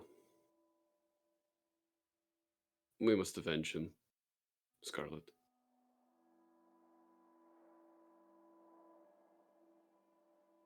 I want to, but I'm terrified too. Oh, it's not that. I just... Oh, I'm terrified though. I don't feel the anger. I don't feel the need for vengeance, at least not yet. It just hurts. Our friends keep dying. I know. And at that, Timber's gonna kind of like sink.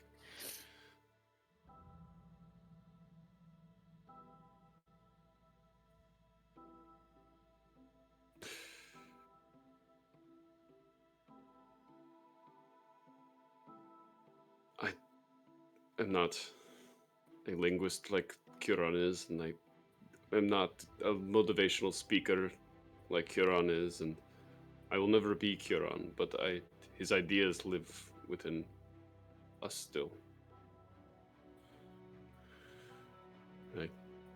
That part of Kieran, I believe, is... Let me say, teachings live on. I know So they he do. still is here with us. I know. So, I just can't unsee it.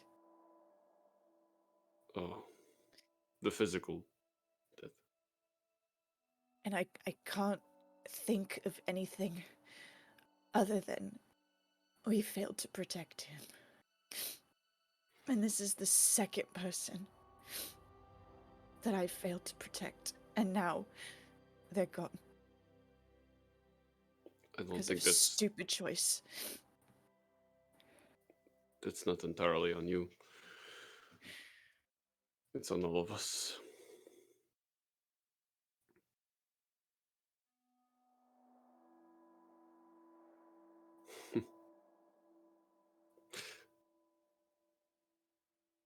When talking to Lou, he said this place is just as messed up as the Feywild. I don't know that a place of peace even exists.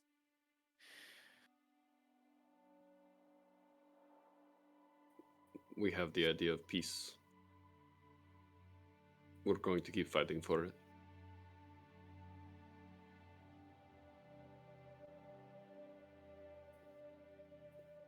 Tonight, I just want to be sad. And we're allowed to be sad. But tomorrow, we're going to be vengeful.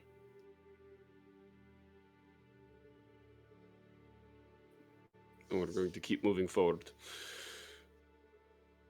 Because that's all we can do.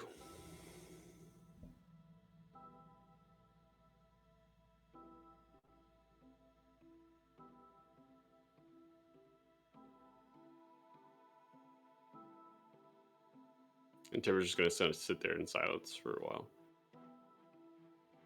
Yeah, same. As you two sit in silence, comforting one another with just your presences, you hear kind of like some scraping of the bark that makes up the walls of this place. As you can see, kind of like pushing his way through, trying to earth meld, but there's branches in the way. You see Naldo just kind of squeezes in to this small burrow and sees the two of you Just Rowan. Gaze.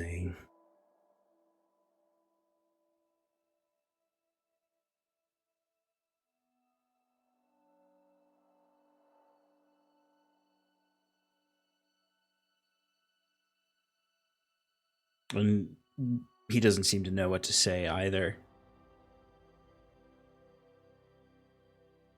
When we lost Wiswick,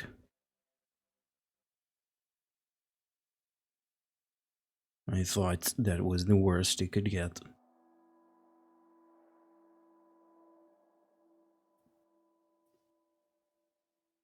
And you see he grabs one of the cups of chai. And just like 3 to 4 months ago, when Cal bought him a shot, he just smashes it into his face.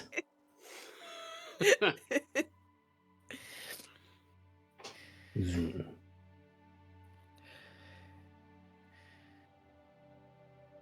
And just kind of comes around the two of you and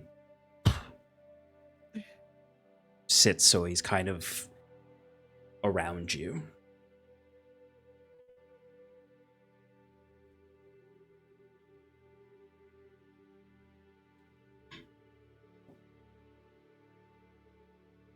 Do you want me to cast sleep on you?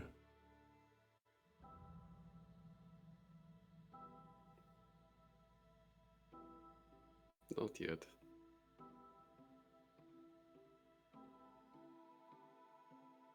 Thank you, Noodle. Thank you, Kaze. Rowan. Neither of you are allowed to die. Do you hear me?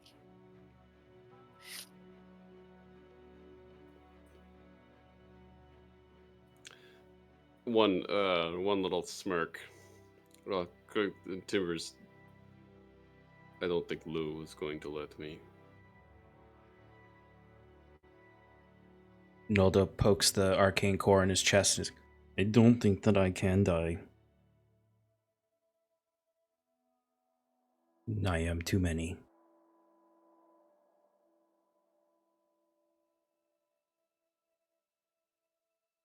Besides, Roll. Wiswick said he had to come back. I cannot die until he comes back. Roll that's left of the 5.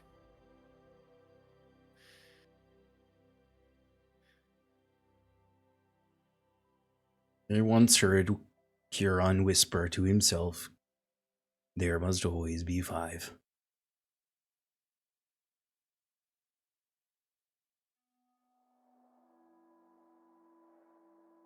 Rule of 5, of course. Let's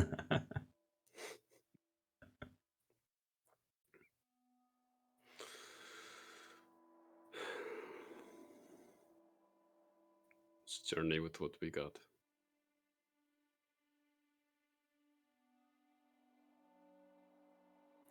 And Tim will put a hand around Scarlet and still kind of hang his head.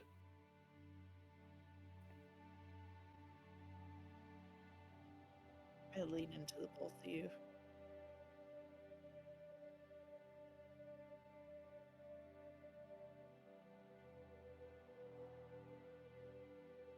And the night would continue.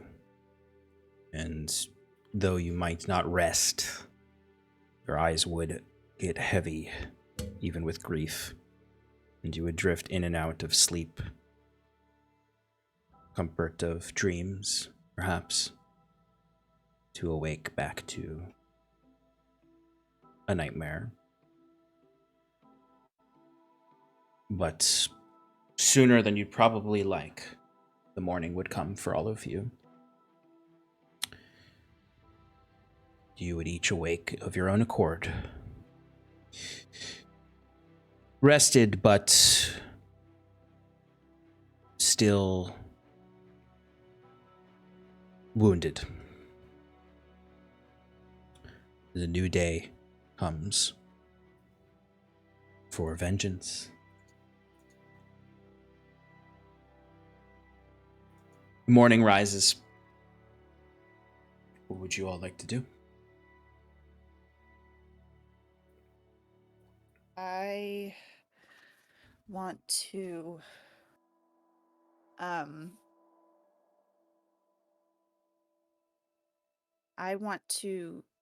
I don't know how successful I'll be, but #rogue. I want to sneak out to just somewhere, not too far, but just like somewhere in the trees nearby, just to be alone for a moment. I don't know if I can do that if anybody's watching, or I'm trying to be stealthy and not get noticed. Yeah. If you want to give me a quick stealth check. I don't think anyone outside particularly looking for you. Right. I'd say if you go outside and you listen just close enough, you would hear Talio sobbing. I don't think anybody has a passive perception over 33. Yeah. I got Not a 33. anymore. I have a passive perception of 20. Ilgwyn has a passive perception of 30. Beat them all. Wow. Scarlet, when you do go outside, you would, as Stefan said, you do hear the gentle weeping of Talio. It almost sounds muffled, as if his face is buried in the fur of his Velic stalker. Rexy. No. Scarlet, you would notice Elduin and Ilgwyn going about morning chores. Slowly, they are also weighted by this. Florian is probably the only person who's not really that messed up by this, but he's respectful though. But in these early aughts of the morning, you are able to tiptoe through the grove and find your way into the forest again, away from the group.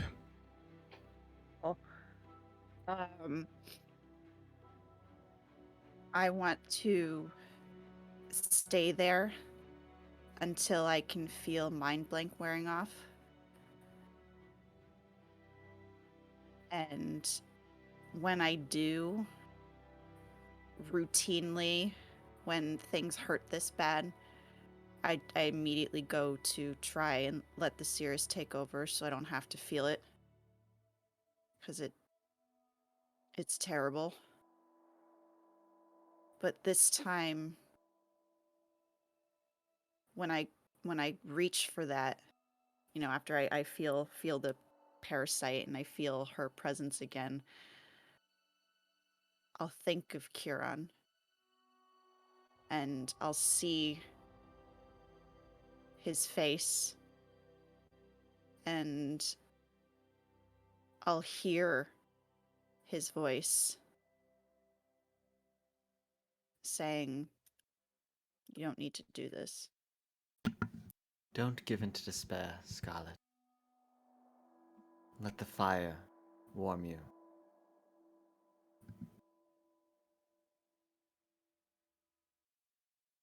And damn, I'm gonna cry all over again. Instead, I won't do it.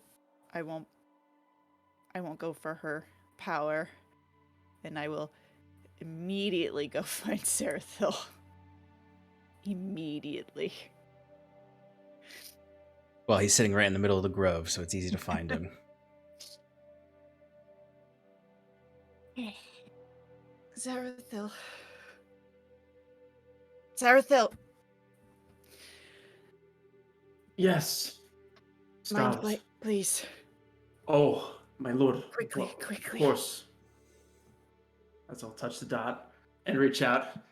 Not a moment too soon. We don't need that occupying us as well. No, we don't. How are you holding up? Not well. but I'm ready. Are you sure? I know it's just been a night, and it's okay if you're not.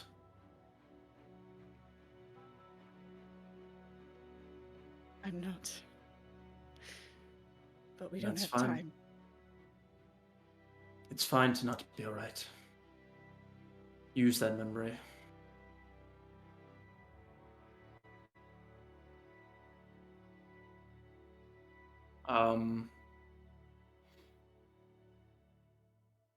I guess let's go get the others. You hear behind you two, you just hear Elduin. Damn right! As he kind of like drops a wheelbarrow that he was moving. We got some druids to find. We promised we'd help you all. Hell, you got magic owls helping you? All sorts of mystics, druids. Hell, we'll get the rest of Alicia here too.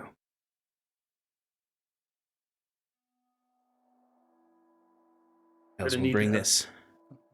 Hells will bring this right to the doors of Ayla herself.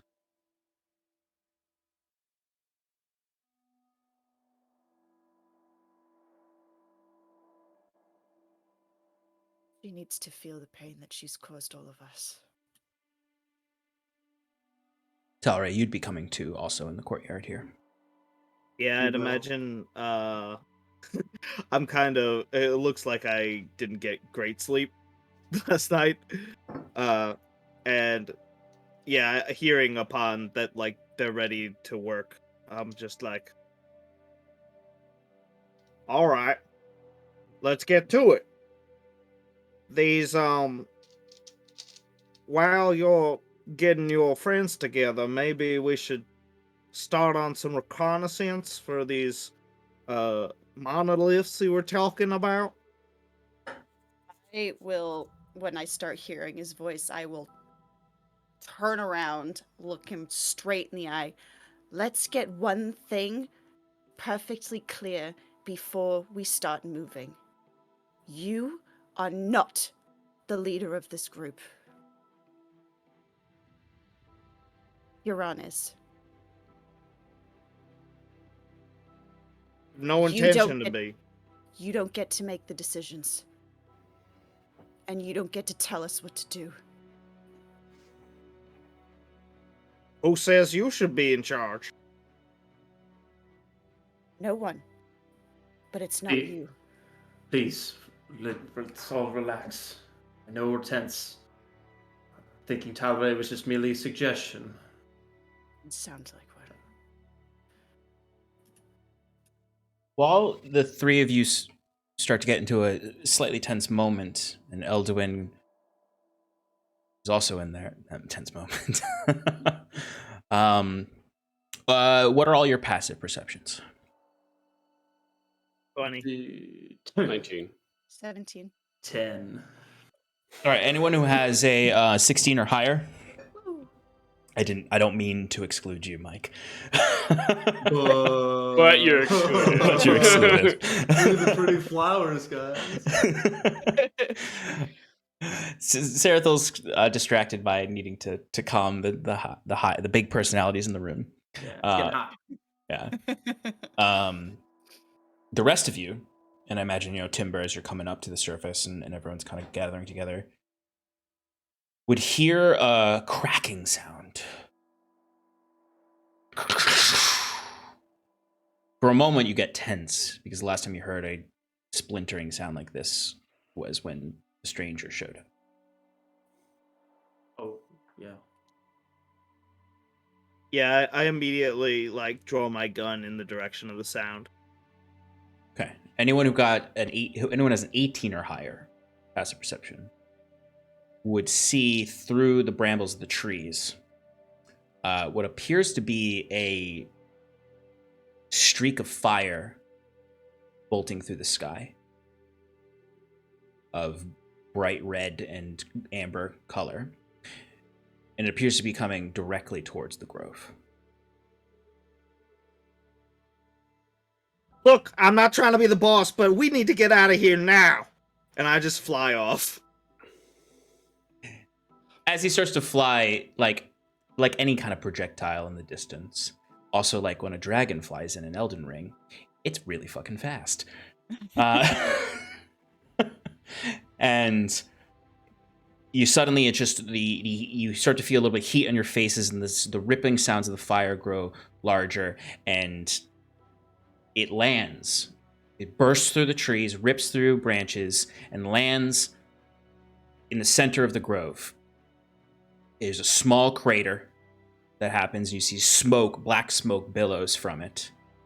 As you see, you hear running out of one of the trees, you hear Florian be like, "What is going on? You've been here for 2 days and there's already been 2... What the hells?" I'm going up to the fiery crater. 'Cause I can take the heat. Yeah, I'll slowly approach it as much as I can manage. Stefan, would you like to What? describe your new character? Oh, Oh shit! okay. Oh, man. So you see inside the crater is kneeling a figure. He's kneeling, and it space. looks like he has a large sword stabbed into the ground where he's landed. He's got very heavy plate mail. It's an ashen black color with red pearlescent over, and this infernal script adorns segments, and the armor is covered in dings and scratches from what you believe to be years, millennia, eons of conflict. The joints and trim are larger and sharp shapes of marbled jade jut off, almost like weapons to any who would dare get close to this individual. A helmet is over the head, and as the face raises up, you see a jade image of a skull carved into it, a cloth wrapping over its eyes. As in the figure's sword is a massive Zweihander, and it's got that cool, like, ripply blade on it, and it almost looks like it's made of blood.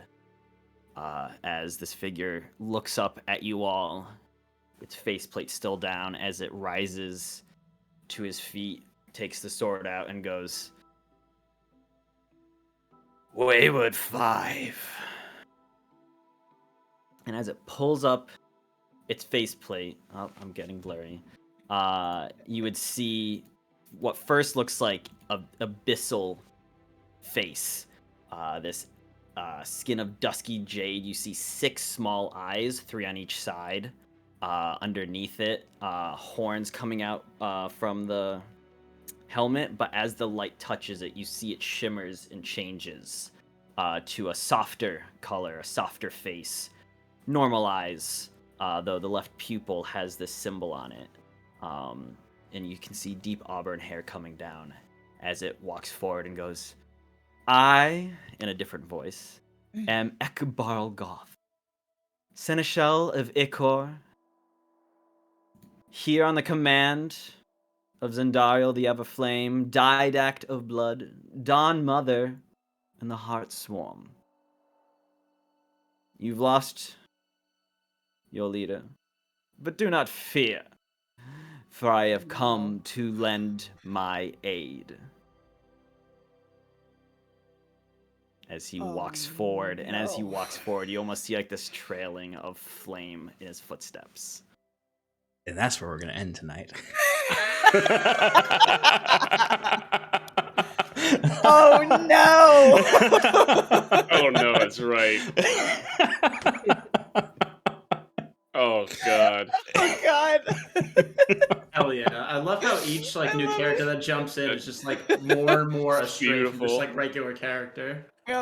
Yeah, right. It's love hard it. to make a Appreciate- regular character at level 14. It's Oh, I so know. hard. I It's love true, it. it's Yeah, true. yeah, exactly. But it's like the natural Wow. evolution of like people when they're like, I made my first D&D character and it was like a devout cleric. I made my second D&D character and they were an abyssal demon who had swagger.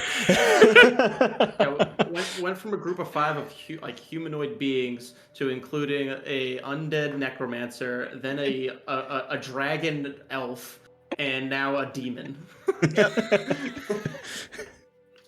D&D. All right, folks. Excellent entrance. Absolutely. Thank you so much, folks, for hanging out with us tonight in Paradise. Please join us for other programming throughout the week. We have another play on Paradise on Tuesdays at 7 p.m. Eastern Time. We have Relaxing in Paradise this Thursday at 8:30 p.m. Eastern Standard Time. I will be streaming this Thursday. I had to take last Thursday off because grad school kicking my butt, but the semester is almost over, and I just handed in a project, so I don't have homework for a little while. So I will definitely be streaming on Thursday. I have a feeling, depending on how my internet handles it, I might play some Elden Ring on stream. We'll see. And then we have the Sean and Shannon Power Hour on Sunday, where we'll recap tonight's fabulous episode, speculate wildly about who this demon is. Well, I guess we know. He just listed all of his titles. And then Shannon and I will be on the Scales Above this Friday for episode 3 of season 4, where things are getting just as dramatic over there. My character lost his soul. Her character's mad at me and also kind of gave her soul up to a war god. To a war god. Yeah, she As killed a you bunch of do. people. Not just killed, murdered. Murdered a bunch of people, yeah, and I had to get us out of that as the soulless face of the party. I'm sorry. I just had to murder. to murder them. Why would they run into my sword? I had to murder. And then I had to go and be like, she had to murder. It's fine. Here's some gold. Here's some Oblivion Guard, 40 gold. Yeah, that's right. That's right. Come with me or pay the fine. Shannon and I have decided, and we'll see who else will join us. We're going to go into PAX East in April. So we're super excited about that. And yeah, folks, this has been Paradise tonight. Thank you for joining us. It was a really fun session with some interesting twists and turns. Thanks for joining us. And in Paradise, let's see, who shall we raid tonight? Gosh. Yeah, Josh is on. We'll raid Josh. All right. Go and give Josh Simons our love, and we will see you all in Paradise very soon. Say goodbye, everybody. Bye, Goodbye. everybody. That's right. I have to end the stream now.